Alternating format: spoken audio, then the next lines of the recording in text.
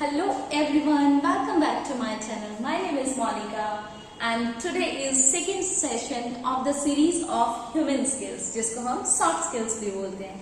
In our last session we had discussed about what are soft skills and why they are important.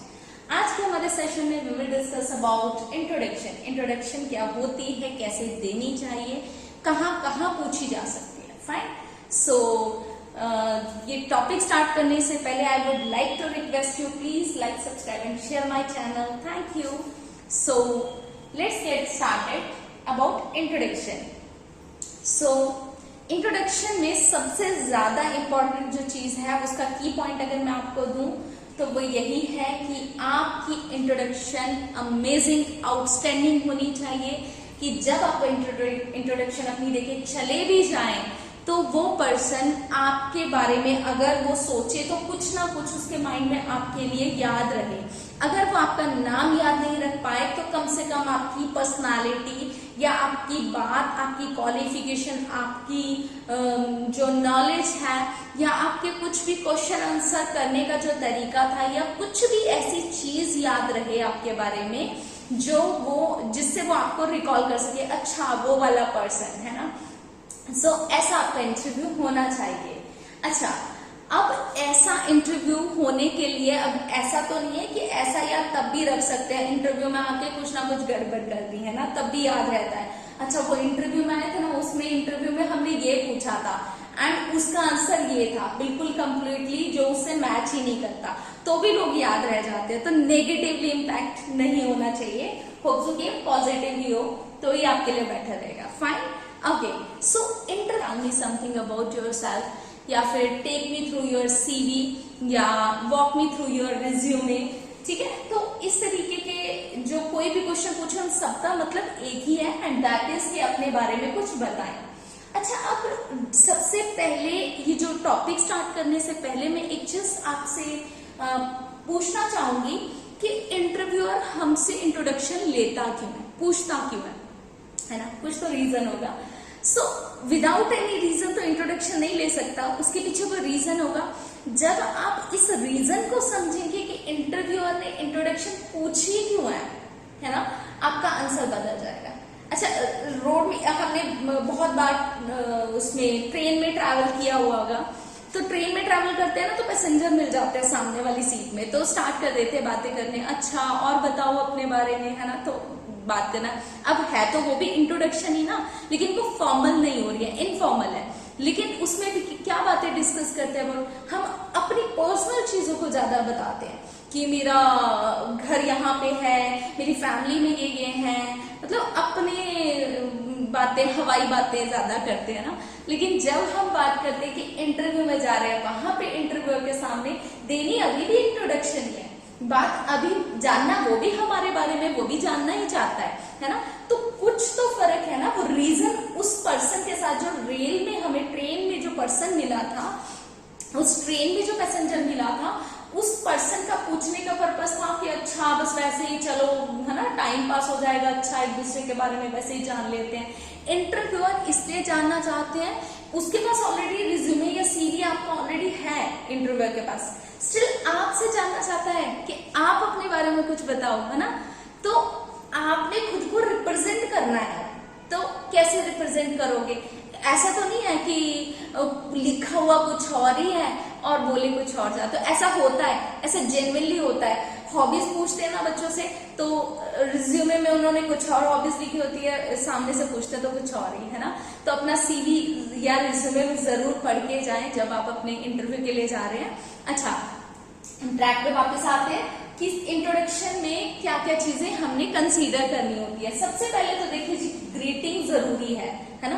Parents भी बताते हैं ना, घर में कोई आए तो उसको नमस्ते बुलाना है, उसको विश करना है, तो greeting is very very important. सबसे पहले तो टाइम के अकॉर्डिंगली, गुड मॉर्निंग, आफ्टरनून और गुड इवनिंग, तो आपने उनको विश करना है. उसके बाद आपने जो है वो अपना, अच्छा, थैंक यू जरूर उसको थैंक्स करना है. इसके बाद कि भी thank you for giving me opportunity to introduce myself. Because उसका कितना बिजी स्केड्यूल है जिसमें से उसने आपको टाइम दिया, आपके बारे में जानना चाह रहा है, वो कंपनी का ऑनर है, कंपनी का एचआर है, उसका टाइम इतना प्रीशियस है ना, स्टिल वो आपको टाइम दे रहा है, आपके बारे में जान रहा है, आपसे बात कर रहा है वहां बैठ के, तो उसके लिए उसको एक बार थैंक्स जरूर करें, ठीक है। अच्छा लगता है, फॉर्मल सा तरीका है। उसके बाद आप अपना नाम बताना है। कैसे? सबसे इजीएस्ट वे है माय नेम इज या आई एम, है ना, तो ये बहुत ही इजी वे है और इसमें बहुत ज्यादा कंफ्यूज होने की जरूरत भी नहीं है।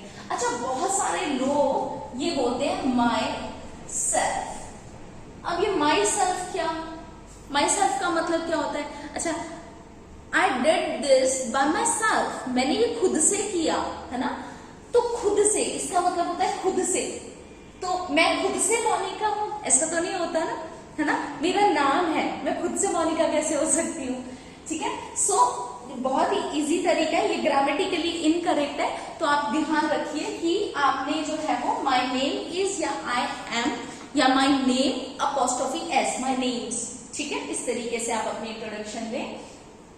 उसके बाद अगर तो देखिए आप एक्सपीरियंस्ड है, आप काफी अच्छा, आपके पास काफी रिच एक्सपीरियंस है, तो आप ना फैमिली, प्लेस और ये फालतू की चीजों के बारे में ना बात करें, आप अपना ग्रीटिंग करें, नेम बताएं और थैंक्स करें उसका सेकंड नंबर पे, और उसके बाद अपना क्वालिफिकेशन, एडिशनल स्किल्स और एक्सपीरियंस के बारे में बात करें, और उसके बाद एंडिंग भी कर सकते हैं जो काफी ज्यादा रिच एक्सपीरियंस है। बिकॉज इंटरव्यू जो है ना वो जो इंट्रोडक्शन है ना वो 1 से 2 मिनट तक होनी चाहिए ज्यादा से ज्यादा, इससे ज्यादा बड़ी नहीं होनी चाहिए। अच्छा नहीं लगता ना, ऐसा लगेगा वन वे कम्युनिकेशन हो रहा है, आप कम्युनिकेशन सिर्फ आप ही बोली जा रहे हो, वो सिर्फ सुनी जा रहा है, तो 2 मिनट आई थिंक बहुत होते हैं, ठीक है। तो एक, और जो बच्चे जो मतलब अभी कैंडिडेट्स न्यू ही है, लाइक अभी ज्यादा एक्सपीरियंस नहीं होता, 1 से 1.5 मिनट इज इनफ, ठीक है।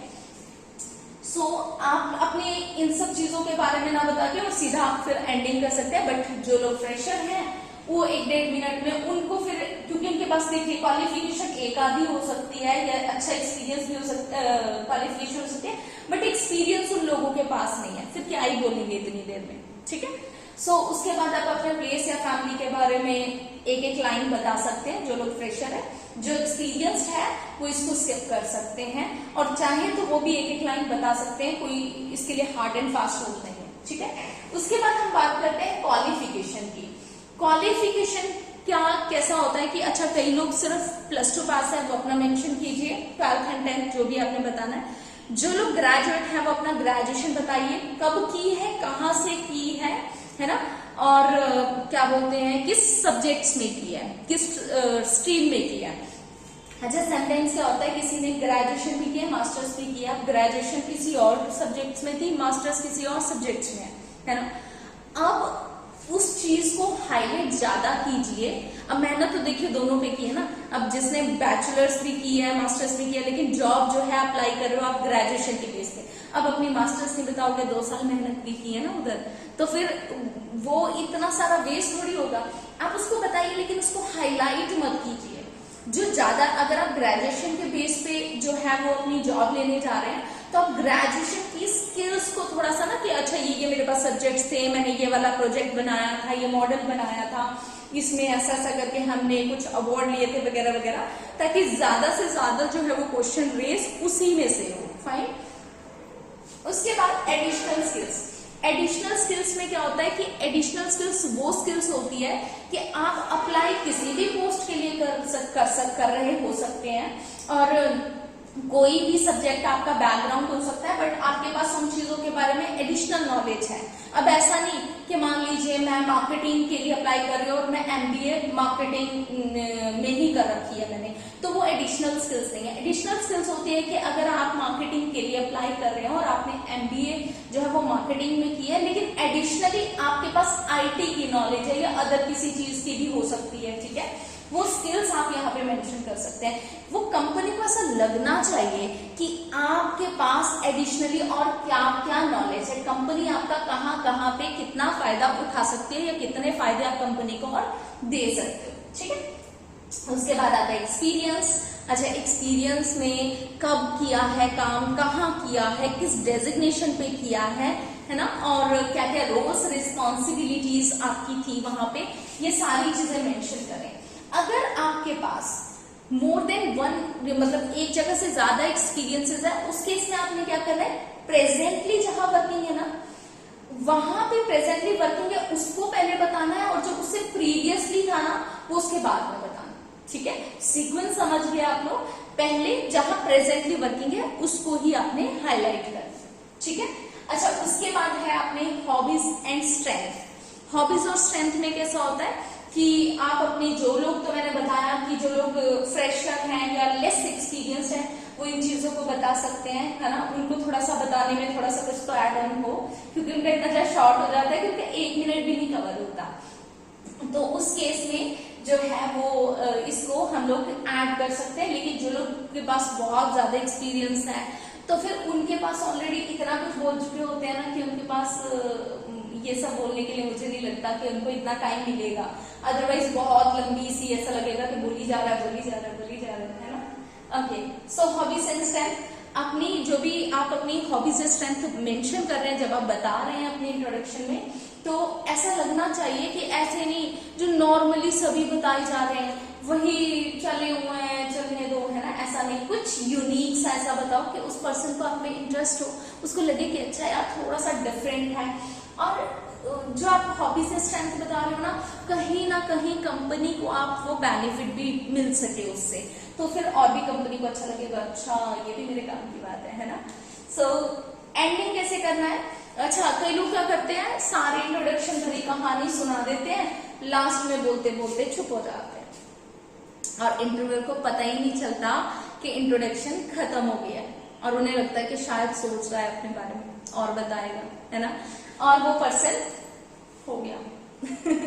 सो या फिर कई लोग कैसे बोलते हैं, दैट्स इट। तो थोड़ा सा ना अच्छा सा पोलाइट सा लगना चाहिए कि जब आप एंडिंग भी करो, that is all about me, तो उसको लगना चाहिए पर्सन को कि हाँ भाई आपने अपने एंड पे जो आप बोल रहे थे वो कंप्लीट कर चुके हैं, या तो अब मुझे क्वेश्चंस नेक्स्ट पूछना है या इसमें से ही कुछ क्वेश्चन पूछने हैं, तो उसको भी क्लियर रहे पर्सन को। ठीक है, अच्छा इस इंट्रोडक्शन की जो है वो बिगनिंग एंडिंग बहुत अच्छी होनी चाहिए, क्योंकि जो वो बोलते हैं ना कि स्टार्टिंग में और एंडिंग में ज्यादा फोकस होता है, तो उस चीज को थोड़ा सा एनर्जी होनी चाहिए, आप में बोलते हैं एनर्जेटिक फॉर्म में होनी चाहिए। ठीक है, अब इंट्रोडक्शन देते हुए आपको कैसा रिप्रेजेंट करना है खुद को, फर्स्ट प्लेजेंट स्माइल, आपकी फेस पे स्माइल होनी चाहिए। ये नहीं है बस घर में जाते जाते मूड खराब हो गया घर से निकलते हुए ना, या फिर रास्ते में जाते जाते बस कोई मिल गया था और फाइट होगी और बस अब तो चेहरा उतरा हुआ है, ऐसे चेहरे से ना जाएं। आपके फेस पे प्यारी सी स्माइल होनी चाहिए, आप दांत दिखाने वाली स्माइल होनी चाहिए, बिना दांत दिखाने वाली, वो आपको ज्यादा बेटर पता है। नेचुरल होनी चाहिए, आर्टिफिशियल नहीं लगनी चाहिए, इस तरीके से नहीं, है ना, लगना चाहिए नेचुरल सा एक्सप्रेशन। ठीक है, अच्छा कॉन्फिडेंस, अब कॉन्फिडेंस से ये नहीं है कि आज पाँव जमीन पे नहीं लगते मेरे, है ना। सो कॉन्फिडेंस ऐसा होना चाहिए कि I am the best is confidence, बस only I am the best, ये ओवर कॉन्फिडेंस हो जाता है। तो ओवर कॉन्फिडेंस नहीं, सिर्फ खुद पे विश्वास होना चाहिए। क्या पता दूसरे के पास और भी क्या रिच एक्सपीरियंस है, क्या क्वालिफिकेशन है, क्या नॉलेज है, हम जज नहीं कर सकते। ठीक है, कॉन्फिडेंस होना चाहिए, बैठने के तरीके से आपका कॉन्फिडेंस पता चल जाएगा, शोल्डर आपके इस तरीके से होते हैं तो पता चल जाता है जो खुद को समेटने की कोशिश कर रहे हैं, वो हम बॉडी लैंग्वेज में फर्दर फिर डिस्कस अबाउट इट। ठीक है, आपका कॉन्फिडेंस अच्छा होना चाहिए। आई कॉन्टेक्ट भाई पैनल में सबके साथ होना चाहिए, अगर पैनल है 1-on-1 है तो उस पर्सन के साथ प्रॉपर आई कांटेक्ट होना चाहिए, है ना, उसको लगना चाहिए कि कनेक्शन बना हुआ है। अगर वो कुछ नहीं पूछ रहा है, आप कुछ नहीं बोल रहे हो, फिर भी एक ऐसा मतलब कि कॉन्टिन्यूटी बनी रहनी चाहिए कि लगे कि कुछ ना कुछ, वो हम कम्युनिकेशन वाले चैप्टर में फिर फर्दर डिस्कस करेंगे कि मतलब बिना कुछ बोले भी हमारा आपस में बातचीत होती है, तो वो टूनिंग बनी रहनी चाहिए, टूटनी नहीं चाहिए कि हाँ भाई वो बैठा हुआ है हम अपना बैठे हुए हैं, ऐसा नहीं होना चाहिए। ठीक है, सो आई कांटेक्ट ऐसे होने चाहिए कि आप प्रॉपर उसको देख रहे हो और अब उसकी आंखों में डूबना भी नहीं है और उसको जो है वो घूरना भी नहीं है कि वो डर ही जाए कि हाँ भाई क्या है ना। सो दोनों ही केस में बैलेंस होना चाहिए। ठीक है, अगर आपको लगता है कि है भाई बहुत देर से देखे जा रहा हूँ, अब तो मेरा सर चक्कर आ जाएगा अगर मैंने इसको और देखा, तो उस केस में या तो आप बीच में थोड़ा सा इधर थोड़ा सा इधर, ज्यादा भी नहीं कि दीवारें ही झांकना शुरू कर दिया ना कि अच्छा पेंटिंग लगाइए, कौन सी पेंटिंग लगाइए, ऐसे नहीं, सिर्फ उसी पर्सन के थोड़ा सा इधर थोड़ा सा इधर या थोड़ा सा नीचे आप मतलब फॉर नैनो सेकेंड्स आप इस तरीके से सोचते हुए लाइक इस तरीके से करते आप देख सकते हैं कि भाई 1 सेकेंड में इस तरीके से, है ना। या लेकिन ऐसा भी नहीं है कि अच्छा मुंह ही पूरा चेहरा ही घुमा लिया, चेहरा नहीं घूमना चाहिए, नजर थोड़ी बहुत हट जाए और फिर अच्छा आईज के अलावा आप यहाँ उसको देख सकते हैं अगर आपको बहुत ज्यादा लग रहा है कि आप आईज में बहुत ज्यादा देख के मुझे चक्कर आ रहा है, ठीक है। सो ये सारी चीजें जो है वो इंट्रोडक्शन के लिए इंपॉर्टेंट है। अब क्या चीज कंसीडर ना करें, ओके एक तो एज बताने की भाई जरूरत नहीं है, उन्होंने रिश्ता थोड़ी भिजवाना है शादी के लिए, है ना, कि अच्छा भाई कितने साल के, 25 साल के हो, अच्छा वेरी गुड, है ना, तो हमारी लड़की 22 साल की है, बहुत अच्छा मैच रहेगा, तो एज ना बताएं, इसकी जरूरत नहीं है। बट अगर कोई पूछे तो आप वो बता सकते हो, I mean my early 20s या फिर लेट 20s। अर्ली 20s मतलब कि मतलब आपकी 21, 22, 23, 24 के आसपास हो सकती है। लेट 20s मतलब कि 28, 29, 30 के 28, 29 के आसपास, है ना, मतलब लेट वाला। इस तरीके से आप बता सकते हैं कि मतलब एग्जैक्ट बताने की जरूरत भी नहीं पड़ी और जो है वो बात भी होगी, बट एग्जैक्टली एज तो मुझे नहीं लगता कि वहां जरूरत है, क्योंकि डेट ऑफ बर्थ ऑलरेडी आपका सीवी में मेंशन होता है, तो वो पर्सनली ये क्वेश्चन कम ही पूछते हैं। अच्छा आपको अपनी हाइट बताने की जरूरत नहीं है ना कि मेरी हाइट इतनी है, क्योंकि आप एविएशन के लिए तो नहीं जा रहे हैं कि जहाँ पे आपकी हाइट जो है, वेट जो है, वो चीजें जरूरी है, तो ऐसी चीजें बताने की जरूरत नहीं है। अपनी फैमिली के बारे में, भाई मेरे पापा का नाम ये, मेरे चाचा का नाम ये, है ना, मम्मी का नाम ये, मम्मी का नाम मीराबाई हो, पापा का नाम कुछ भी हो, इससे आपको जॉब नहीं मिलने वाली है। जो मर्जी नाम रखो आपके मम्मी पापा का, उससे कोई फर्क नहीं पड़ता, इसलिए पेरेंट्स के नाम, फैमिली में अच्छा कितने लोग हैं और उनके बारे में अगर कुछ नहीं है तो शॉर्ट में, अच्छा अगर उनको ज्यादा जानना है ना, वो खुद आपसे आपकी फैमिली के बारे में पूछ लेंगे। अदरवाइज इंट्रोडक्शन में, क्योंकि प्रोफेशनली जॉब आपको मिल रही है, तो इंट्रोडक्शन में अपनी फैमिली के बारे में सिर्फ 1 और मैक्सिमम 2 लाइन्स, जो फ्रेशर है उनके पास बोलने के लिए ज्यादा कुछ नहीं है, तो सिर्फ 2 लाइन्स खुद से ऐड करें, ठीक है।